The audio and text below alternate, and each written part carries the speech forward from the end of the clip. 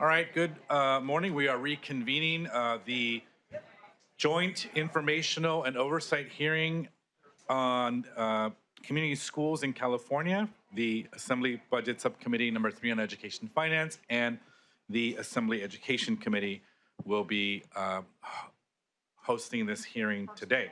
We are not here to discuss the proposal in the governor's budget as it relates to community schools. This joint hearing was scheduled prior to that proposal. It is a result of the two committees wanting to hear about the effectiveness of community schools, the investments that were made previously, substantial investments made previously, and we want to hear about what is working, what can be improved, and again, how to embed perhaps some of these very important programs in what our schools do on a regular basis. So we will get started with that.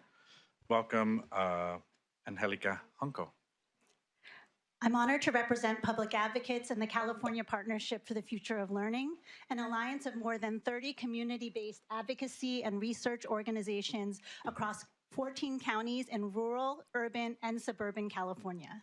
Building on 20 plus years of collaboration in state and local policy advances for education equity, our network has been working to make real in the lives of students and families the equity promises of landmark reforms like the local control funding formula and the Community Schools Partnership Program, or movement. As a capacity building network, the California Partnership has been supporting students and families to partner with their schools, district, and statewide system of support to advance community schools as places of deep learning, belonging, and joy. We're seeing how California's historic investment in community schools is closing opportunity and achievement gaps. What makes the community schools approach so transformative for students and families comes down to 3 key ingredients that are part of the state's community schools framework. 1, authentic partnership with students and families. 2, relationship-centered school cultures.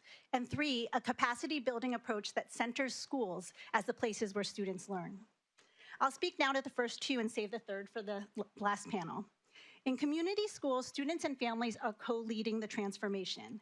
This matters because research and experience shows that the more students and families are involved in developing and implementing school plans, the more students thrive. Community organizations have been key bridge builders for authentic partnership with students and families.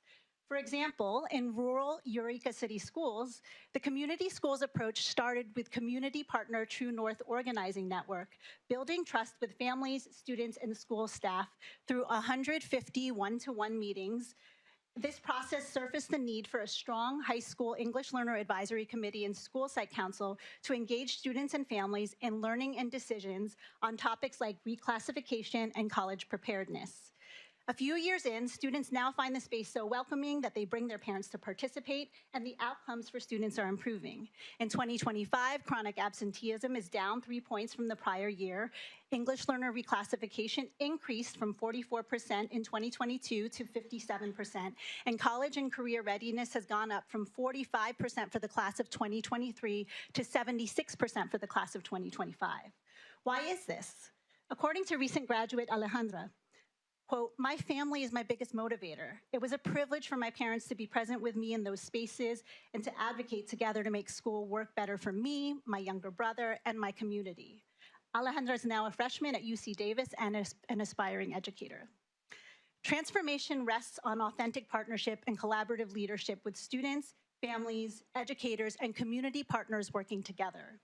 Strong shared decision-making teams are the engine driving school transformation. This assets-based approach values the lived wisdom and expertise that students, families, and community partners bring.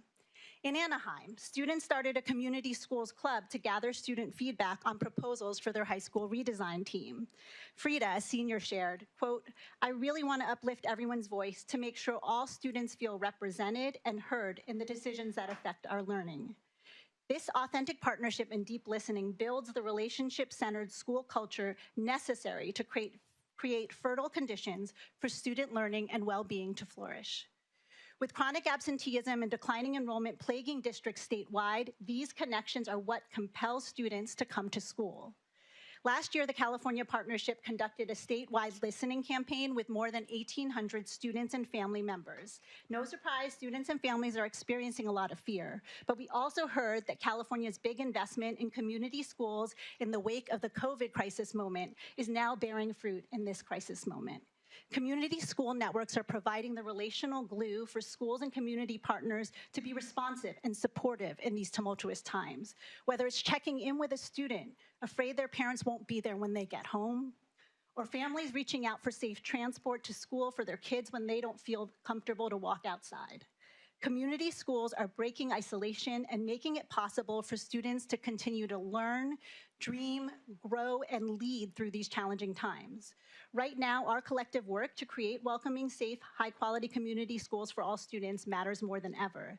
The state's community schools framework, aligned resources, and capacity building have been a catalyst for California to forge the conditions of learning that students need to thrive. But the real game changer has been the thousands of students, families, and community partners now teaming up with educators, school and district leaders across the state as agents of transformation for their schools. For the sake of California students and families, especially those facing the greatest barriers, it's critical we sustain the momentum of our community schools movement. I just want to bring in Ms. Shelley Gonzalez's voice from Oakland High School because I feel like everyone can relate to this. She says, I keep coming back because I feel my time and opinions are valued and I see real change happening in our school. And I think that's true for every single one of us. And I also want to point out there are parent organizers in this room from Anaheim, like Maritza Bermudez or Elvia from Sacramento Act. So that's a good question to also ask them about how they engage families. All right. There's the community schools multiplier effect, because it brings more resources in. It generates resource in the community. Like parents who are developed as leaders at their school site and students, they go on to engage in district level practices, but also in the city and in the county. And another example in terms of bringing resources in, with the additional capacity from True North, Eureka City Schools has applied for a CalServes grant to build out a pathway for high school students to earn the state seal of civic engagement. And of course, more civically engaged students will go on and already are being leaders in our communities. So this is really the way that creating the conditions for collaboration and community partnership, it has that multiplier effect, making both the school and the surrounding community stronger. If we can get you all to say one thing about a recommendation, given your experience, for sustaining or embedding this into the community school practice into schools. Let's try it that way. One from each of you. I had two things, but just one thing. I have a compound thing. The state should provide stable, ongoing funding with guardrails and support for strong implementation. It should be aligned to California's exemplary community schools framework, which was developed with strong community input. The California Partnership helped with that. The state's key to ensuring that continuous improvement happens by reinforcing that community schools framework, the annual progress reporting, and aligned elements from the partnership program RFA, while working to also align and provide the guidance around how can the community schools approach like an intentional community schools planning and reflection process be leveraged to bring coherence across what can be experienced as really disparate initiatives and plans. And then I would say what's really important on the community, the multi-layered system, is reinforcing the integration of students and families as co-learners and leaders and incentivizing that partnership with community partners. For nearly 4 years, the California Partnership has been collaborating with the statewide Transformative Assistance Center.